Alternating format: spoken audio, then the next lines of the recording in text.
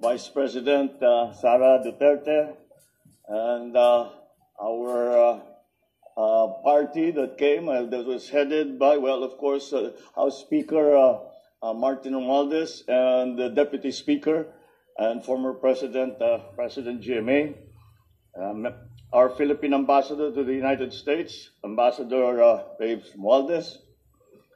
Oh, please. Thank you for reminding me. And thank you to our First Lady, Luis Araneta Marcos, and our welcoming reception committee.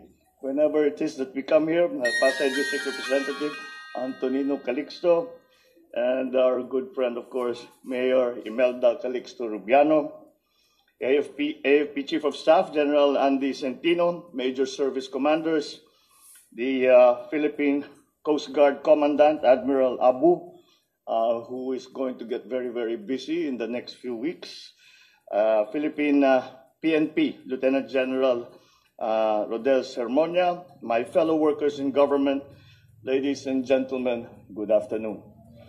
Ako'y nagagalak na makabalik at makasama kayong lahat muli mula sa misyon ng inyong lingkod na lumahok sa World Economic Forum sa Davos, Switzerland.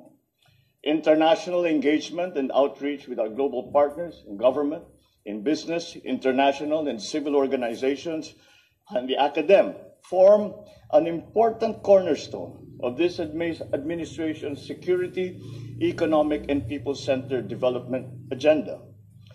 I am pleased with the progress we have made during our crucial participation in the World Economic Forum, a truly global multi-stakeholder platform. The trip has yielded beneficial outcomes relative to new trade and investment opportunities and key partnerships forged to support our development program, a better appreciation for Filipino workers and professionals, and the promise of increased levels of cooperation with various countries around the world. This trip is fairly unique as for the medium to long-term goodwill and interest we have generated for our country, our enterprises, and our people. Through the multi-stakeholder platform provided by the World Economic Forum, the Philippines is able to articulate and exchange views on pressing issues that impact on the lives and livelihood of all Filipinos.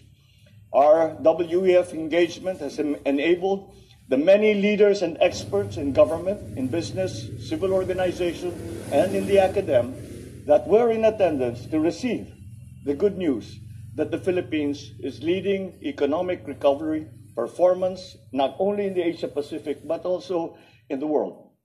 That the Philippines is not only driving economic growth, we are also helping mend the fissures that have fragmented the world of late and doing our part to avert economic crises. We shared our insight and experience in being a resilient, hardworking people, uniting in adversity and looking out for each other in crisis. And for this, I thank you. With the help of the economic team comprised of Finance Secretary Ben Jokno, Trade and Industry Secretary Fred Pascual, NEDA Secretary R.C. Balisacan, joined by Speaker Martin, we took part in a CEO dialogue in the Philippines under the auspices of the World Economic Forum. You will notice, of course, that Secretary Ben Jokno and Secretary R.C. Balisacan are not with us as they had remained to follow up for follow-up meetings that were not scheduled but had become scheduled after we had met with the different economic leaders and political leaders in Davos. I also drew attention to the Philippines' work across trade and investment, monetary and fiscal policy, food and energy security, climate action, structural reforms, digitalization, public-private partnerships, health, nutrition, education, and other social services. I highlighted this administration's policies, including the Philippine Development Plan, the 8-point socio-economic agenda, and various other policies and legislations that spotlight the economic reforms of the Philippines that have led to our sustained growth, even post-COVID-19 and amidst the current global economic downturn. I also discussed our budget strategies, policies, programs, and projects for climate-resilient infrastructure, and our flagship Build Better More, and our active policies toward public-private partnerships and other forms of collaboration in infrastructure. All this work is toward the fulfillment of a resilient, inclusive, and sustainable infrastructure ecosystem for the Philippines.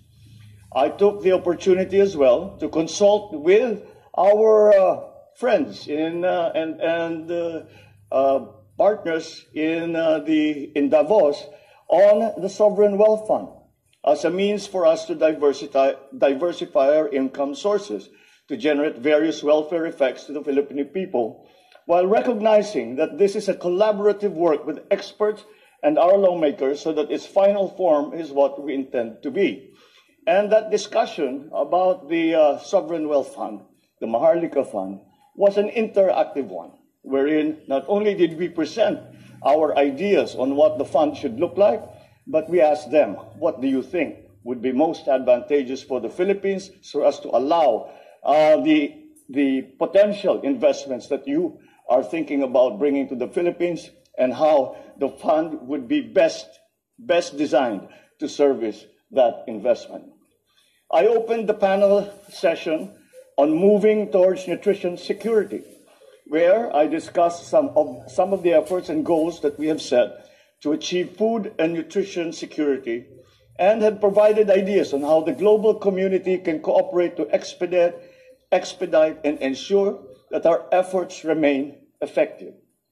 I further took part in a high-level dialogue on investing in infrastructure for resilience, alongside a few other leaders of countries and international and supranational organizations, to discuss our infrastructure flagship and how this can contribute to our goal of a resilient Philippines. I met with the World Economic Forum founder and chairman emeritus, Klaus Schwab, who has become a dear friend of the Philippines, and we discussed partnerships and collaborations to help the Philippines sustain equitable and inclusive growth and provide for a better quality of life for Filipinos. I met with world leaders to discuss how we can further cooperate to ensure that lasting peace and prosperity for all are on the horizon. I had the opportunity to meet and exchange views with a few leaders of countries and organizations, such as WTO Director Ngozi Okonjo-Iweala, World Bank Managing Director for Operations Axel von Trotzenberg, IMF Managing Director Kristalina Georgieva, and former UK Prime Minister Tony Blair, to align and agree to push for common priorities and support for the multilateral trading system to benefit all. The process that we undertook really in Davos was not simply to highlight the new situation, the new economic situation, the new policies, and the new concepts that we are promoting in the Philippines today, but also to learn from the world leaders and the world economic leaders what part the Philippines can play in this fragmented world. That was the main theme in this entire forum, is how do we bring back cooperation in a fragmented world? And we are seen to play a part in that, and especially as a member state of ASEAN and as a leading economy in Asia. I was joined by leaders from the Philippine business community.